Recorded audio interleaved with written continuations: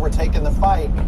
And I want to take you at your word, but we look and we see what happened, and I think a lot of the American public says, oh yeah, really? Do you understand the skepticism? What's up, everybody?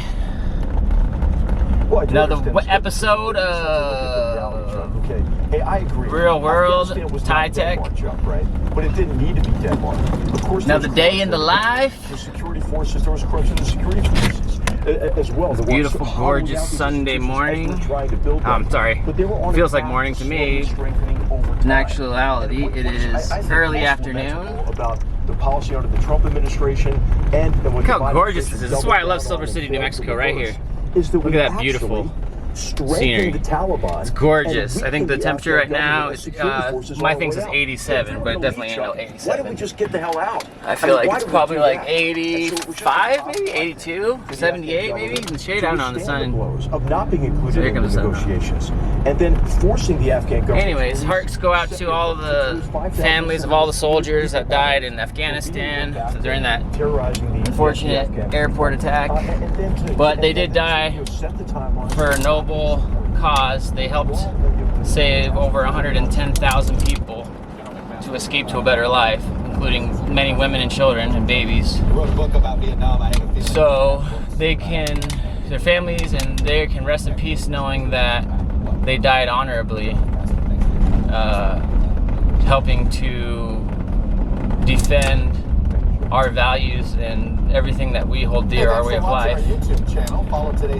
I just hate how much it's been politicized already. I mean, it's just, you know, it just goes to show you how the current climate has changed from what it used to be. You know, in the past, you would never have this sort of ugly, naked partisan, you know, leveraging that to just score cheap points. You know, in times like this, it's a moment of national unity where we all come together, and regardless of what you might or might not agree with or think about the commander-in-chief, now is not time to place blame or openly criticize or to, you know, it's just ugly. There's no reason for it, you know? I mean, and the whole argument of, oh, they wouldn't have died if Trump was still president, it's just, that's complete baloney. It's complete baloney. You know, historians and many people are going to have plenty of time to go back and dissect the way that this went down and reanalyze it and draw conclusions for many years to come. But it's not that simple to just say, oh yeah, well, Trump was president, those people wouldn't have died and it would have been completely different, and, you know, or if Biden would have done this differently, it would have resulted in a different outcome. I mean, I don't necessarily believe that. You know, it was going to be an ugly situation. This just goes to show you, it just exposes the sad realities and truths about warfare. It's not pretty, it's ugly, it's messy, it's unpredictable, it is sad, it's terrible in so many ways. And yes, we can look back and second guess and you know, for whatever reason, the commitment of us keeping any kind of residual force in that country led to the tragic collapse of the military in Afghanistan that we had paid all this money, billions of dollars to train. And there were, you know, it's just crazy because in the last year or 2 years, I think over 80,000 Afghan soldiers that we had trained had been killed in battle, while at the same time we had lost no U.S. troops before this airport evacuation for, I think it was February of 2020 was the last time, so it was 18 months ago. And this latest attack that cost us 13 Marines, 13 service members, was the largest loss of life since 2010 for us. So, however, though, you know, I am definitely of the opinion that we screwed things up because instead of letting the country actually, if we were going to try to build a democracy, we got to really build a democracy, not some corrupt bullshit, which is what we did. We basically just funneled tons and tons of money at them, threw money at them without really like doing a good job of making sure we knew that it was going to go to where it needed to go and not into someone's pockets. And the amount of corruption there was terrible because, you know, Afghanistan, as I've said before, is a super tribal country. It's very tribal. That's like worst case scenario of what the United States is going to look like if we continue down the path that we're going with this division and misinformation and ugliness, that's partisanship that's going back and forth right now in the United States. We're becoming the new Shiite and Sunni sectarian rivals now with Republicans and Democrats, or right versus left. I think it's ridiculous. I mean, our left brain and our right brain doesn't fight itself, works together. You know what I mean? Like what? Like it's gonna harm the organism or the person if your brain is fighting against itself, your right side and your left side. And so, as a society, the right side and the left side fighting against itself is only gonna harm the person, the body, the whole. So we just gotta like stop. It's stupid. It's ridiculous. I mean, it's just sad because people are becoming so, I mean, we're so hungry for,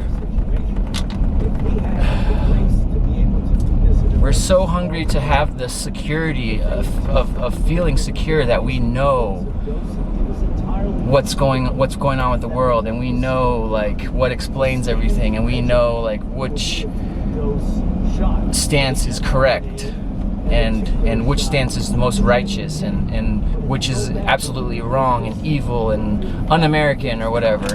And that zero-sum way of looking at things is not healthy, nor is it right. You know, because for my entire life, everybody that I've ever met, I could never ever have said, oh, that person's just a super hardcore Trumper, or they're just a super hardcore right-winger, or that's a super liberal lefty, or whatever you want to call snowflake, or whatever bullshit terminology you want to use. And, you know, in reality, it was like my own self. I can say that I definitely lean a lot more liberally and to the left when it comes to issues, social issues, like gay marriage, for example, or what else? Gay marriage, or or abortions. I feel like that's our country. It's your right. That's between you and God, really. That's a decision. And so those are like the issues that you could obviously say that I'm a super liberal on. But then when it comes to other issues like firearms, I would definitely, my therapist says that I'm more of a right-winger than most right-wingers. So I love guns and I love shooting and I love it. But I'm also, you know, a realist too. I'm responsible. Like, I think that it should be more difficult for people to own and obtain AR type rifles. And so I'm not opposed to requiring more training or licensing to be able to buy something like that. Or even an outright ban on it, although I don't feel like that would be possible at this point, or constructive, given how many are already out there in circulation, how easy it is to make them from home now. But that being said, you know, I've always been like somebody that feels, I guess you could say, more of a libertarian, and you know, where I feel like everybody should have their own freedoms to choose for themselves whatever their life path is, and with the, you know, with the general rule that everyone is free to live their life how they see fit, with the exception that any action that you take, as long as you're not harming other people, you know, even if it's harming yourself, say for example, like whether you're choosing to do drugs or something like that. You know, obviously there are limits on everything, but it's funny because how do they choose what's legal and illegal? Like, say for example, caffeine and nicotine and alcohol. Those things you have within our power the will. You could argue that those things are a lot more dangerous than some of the other drugs like marijuana or psilocybin, for example. And so how is that chosen? So in my mind, everything should be up to the person, but obviously you have to understand the consequences that are going to come with any of the choices that you make, whether good or bad, and be willing to accept those. So again, as long as you're not harming other people, if it's just yourself you're hurting, then I feel like that should be your own choice, you know? But I also feel like I am very conservative or quote unquote right winging when it comes to issues like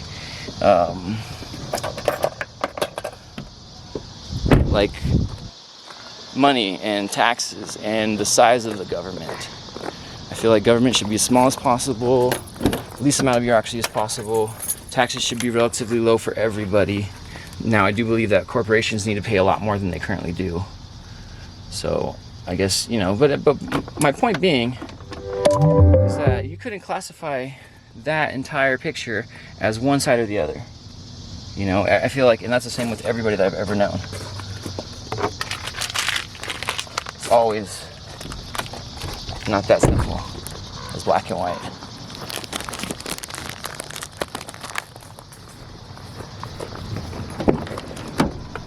So, life is more complicated. With that being said, we just need to learn to freaking open up our minds and not be so close-minded. That's what I've really seen that's really made me sad, is just how close-minded some of the best people, or some of the people that I love the most in my life, who I care about the most, who matter the most to me, are some of the people who have, it's happened to pretty much everybody, really, but just in my mind shows how vulnerable our society has been, in general, or maybe primed based on all of the images daily and media that anyone is exposed to. It's going to prime you and condition you to more easily fall prey to fear and be manipulated by those base instincts of fear. And it feels good to feel like what is causing the problems, or what the danger is, or what the issue is, and to feel like what is the right way to eliminate that, or who is wrong and why. And again, I just don't think, the zero-sum game is terrible. Like, it's good to be able to empathize. Empathy is the most important human emotion that there is, because without empathy, that's really at the heart of love, in my opinion. You got to be able to empathize, to be able to understand and feel what someone else feels. Like, you got to understand that we are all human beings and we all have the same feelings. We all feel the same pains and hurts and fears and anxieties, and we all project our bull crap on the world the same. And so human nature in general, we are flawed and imperfect people. So to get to a place where you are not able or willing to admit that, and to feel as if your belief system or viewpoint or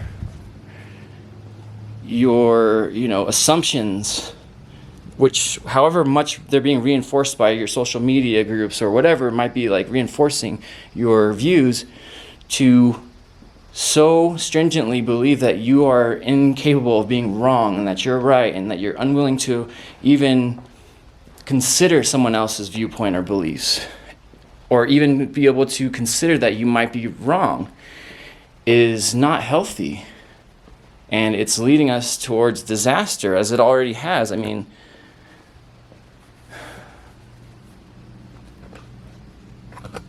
the last 100 years, humankind has just made the most amazing and incredible advances in the areas of technology and just our understanding of science and the world and the universe and energy, and our capabilities to create magnificent inventions and ways of living and ways of communicating and everything. We have really, comparatively to the entire human history over the last however many thousand years, that they say that human beings have been around in our current form, the last 100 years or so has seen the greatest advancements in these areas of technology and science and medicine and everything. But the big problem with that, not only that, but unfortunately we've also seen the greatest advances in technology, especially as it relates to warfare and atomic energy and fusion and, of course, nuclear weapons. And so we have greater and greater capabilities to inflict massive, massive harm on this beautiful gift that we've been given of this earth that we've all inherited together. This lush paradise that's full of most abundance of everything that we could ever need.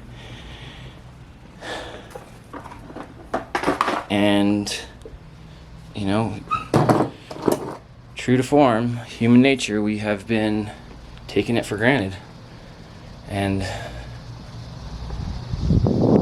as I've said, history definitely has a habit of rhyming.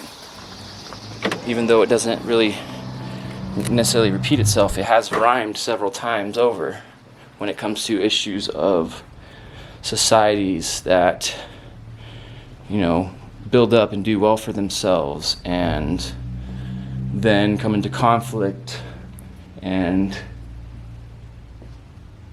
you know, which results in a new world order for a period before repeating itself.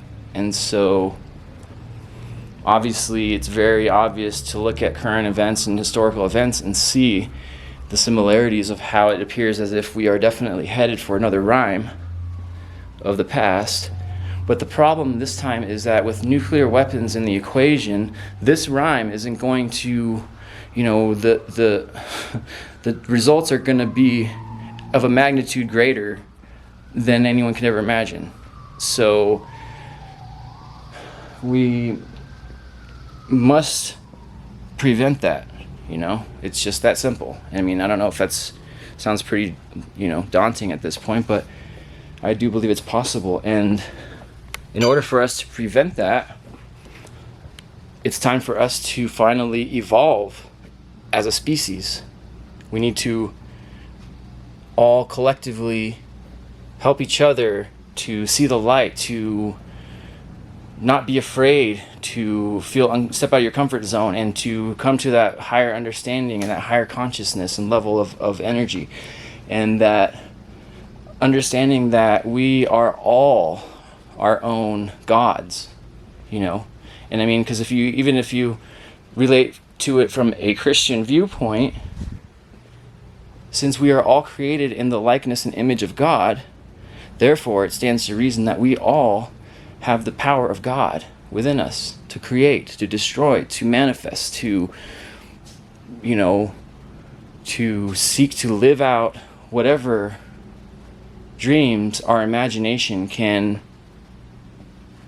inspire.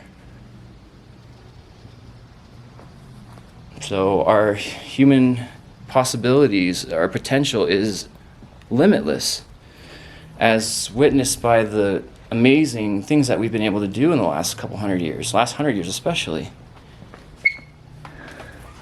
And it would just be a tragedy, a Greek tragedy of epic proportions, if we were not able to finally step up to the plate and go ahead and evolve as a species, you know? Because we have not evolved at the pace of our technology, and that's part of the problem, is that unfortunately, since we haven't evolved with our technology as it has, the technology has only served to magnify the worst aspects of our, you know, our biggest insecurities, really. And it's only served to further speed the process of our descent into chaos and distrust and fear and hatred and ugliness, all those negative energies.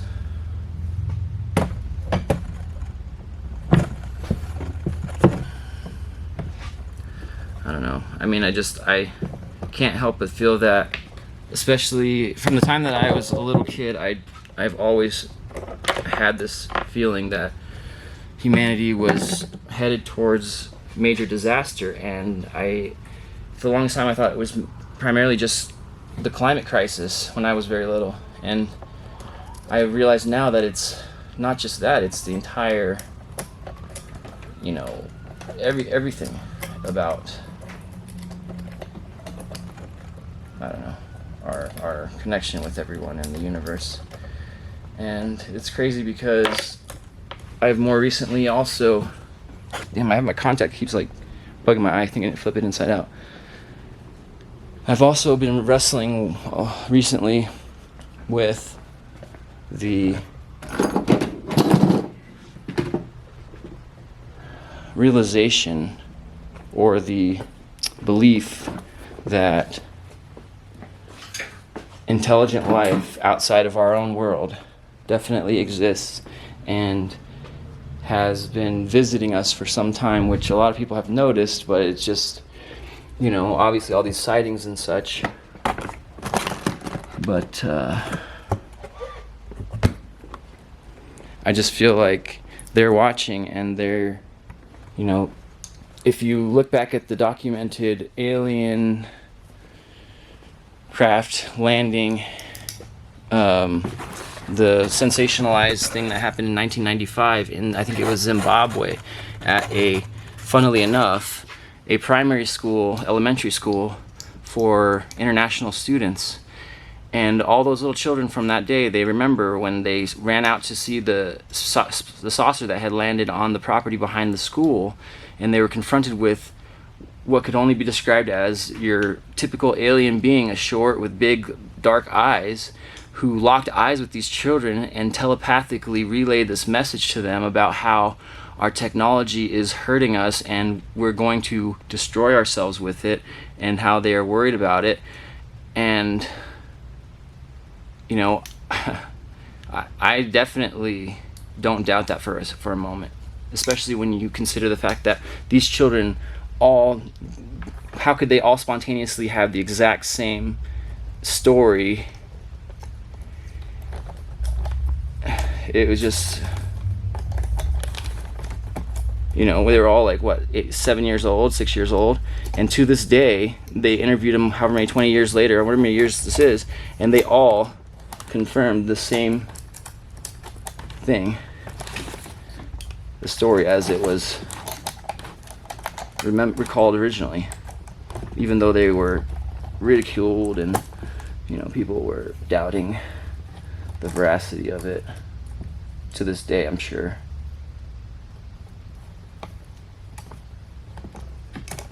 Okay. Just doing some popping my chain back on because my chain popped off. Some of my country boy skills that I have learned since moving out here to Silver City, New Mexico would be running and operating a chainsaw, because I am currently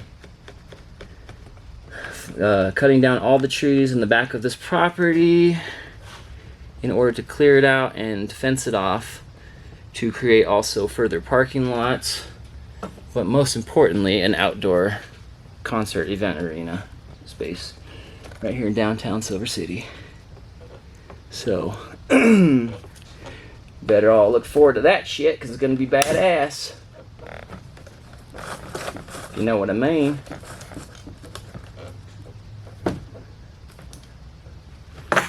Okay, let's see, I think this should be good. So anyways, that's my story for today. But, you know, I do feel like Facebook is the center of all these problems, and unless we can change the way it works and the algorithms and the amount of negative energy that's allowed to be put out there and misinformation, we need to get rid of it.